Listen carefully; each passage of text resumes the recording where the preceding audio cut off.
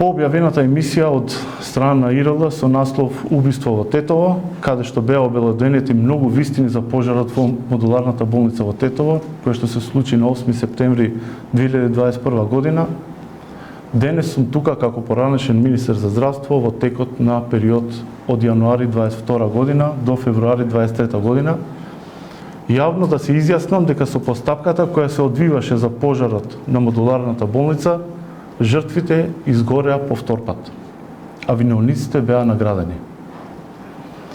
Истрагите и судските постапки што се развија по овој случај веќе ме убедија дека таа постапка можеше да биде се освен потрага по правда. Како што може да се види во горе споменатата емисија, сакам да прецизирам дека по моите сомнежи како министер за здравство дека пожарот во модуларната болница е предизвикана поради злоупотреба на градежната постапка и постапката за јавна набавка, на 30 септември 2022 година побарав интерна ревизија од секторот за ревизија на Министерството за здравство. По неколку месечната работа на 25 јануари 2023 година нивниот извештај беше готов, при што беше дадена препорака Министерството за здравство да го раскине договорот за извршување на работите и да не му исплати ништо на извршителот до крајот на судскиот процес.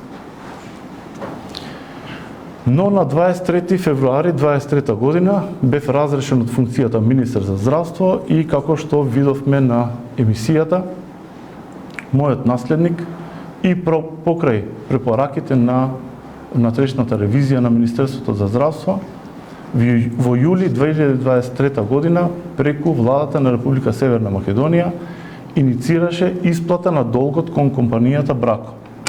Со други зборови, еден од главните посочени виновници во емисијата Убиство во Тетово е награден.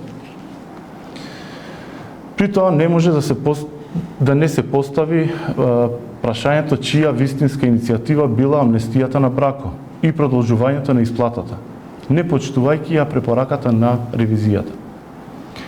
Дали ова било барање на Ковачевски, добра можност за министерот за здравство Фатмир Меджити или па наредба на Артан Груби. Фатмир, дали и за овој неуспех е виновно минатото раководство на Министерството за здравство и поранешниот министер? Која е обврската што оваа власт ја има кон Коша Андјушев и зошто власта дозволува да гази над жртвите од пожарот на 8 септември 2021 година, само за да има корист уште неколку милиони евра? А што друго треба да се случи за Ковачевски и Фатмир Меджити да поднесат оставки и да се извинат за сите овие штети што им ги нанесуваат на граѓаните? Освен нив, каква е одговорноста на главниот обвинител Љубомир Јовевски, кој наместо да му се обрати на виновникот и да бара виновници меѓу оние што ги изградија тие модуларни болници, поднел тужба за споредна одговорност, игнорирајќи ја основната одговорност на фирмата изведувач, на нарачателите и поддржувачите на оваа компанија. Уште колку жртви треба да се случат? Колку луѓе треба да изгорат во пламен за обвинителството да почне да се занимава со виновниците? Во земја каде пациентите горат во болница, каде што функционерите бројат милиони, каде што обвинителите се подсмеваат на жртвите и каде што виновниците се наградуваат со милиони повеќе, дошло време да се каже дека оваа земја е целосно банкротирана и треба да се рестартира. Поздравни. Рековте дека извршите ревизија, дали останатите модуларни болници се од истиот материјал и дали тие функционираат?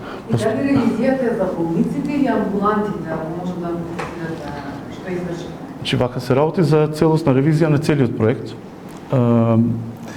Останатите модуларни болници кои што се постоечки, тие во договор, во комуникација со Светска банка, кои што беа финансиери на тој проект, имавме една ставка која што ја одвоивме за обезбедување на противпожарен систем за сите модуларни болници.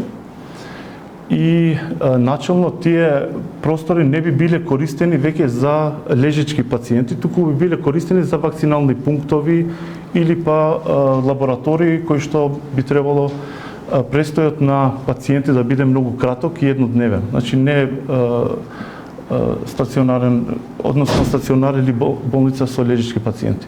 Не ми одговоривте дали е од истиот материјал? Да, значи вака, според извештајот на ревизијата се работи за истиот материјал кој што бил користен кај сите објекти. Минатата недела актуелниот министр за здравство Меджити порача на диабетичарите, ако веќе тужат, да не го тужат Министерството за здравство, туку претходното раководство, мислејќи на вас, за тоа што се уште книгоцни... Јас не би сменил тема, денес е тематски состанокот, можам кратко само да ви одговорам дека и во оваа изјава кажав за министерот Меджити за сите проекти кои што не може да ги реализира или не знаат како да ги реализираат, а се започнати во наше време. За жал не успеавме ние да ги завршиме сите процедури, затоа што тоа се тековни законски рокови кои што мора да се почитуваат. За него и за неговата екипа за се е виновна поранешното раководство на Министерството и жалам што тука се затекнати и тука изгледа ќе остана до крај на мандат. Дали вие на време ги почнавте процедурите за тендерите? Значи вака, тендерирањето почнува од моментот на одобрување на буџет кој што се гласа во Собрание на Република Северна Македонија.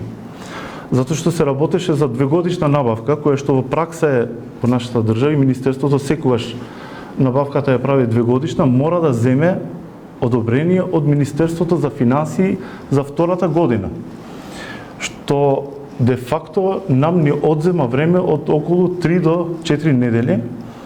И таа процедура, тие буџети беа обезбедени, во процес беше отварањето на тендерот и ние успеавме да ги завршиме спецификациите за сите видови на инсулини.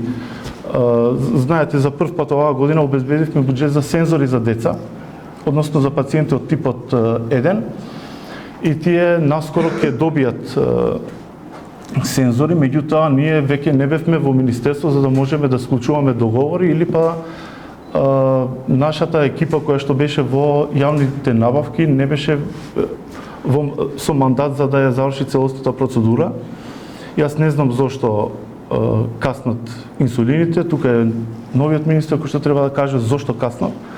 Меѓутоа, одговорно тврдам дека ние сите процедури кои што беа вклучени во делот на јавната набавка за инсулини, сите пропратни лотови беа навремено објавени и со препораки на комисијата која што требаше да даде спецификации за набавката на инсулини и останатиот дел.